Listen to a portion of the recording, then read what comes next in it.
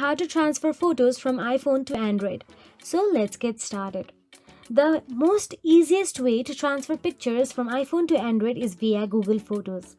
Google Photos can also be used to transfer pictures from iPhone to Android, and the amazing thing about using this app is that it retains the picture quality across every device.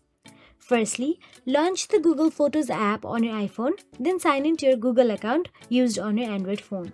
During the setup of the Google Photos app, you will be asked to sync high quality photos on your iPhone. Just go ahead and do so.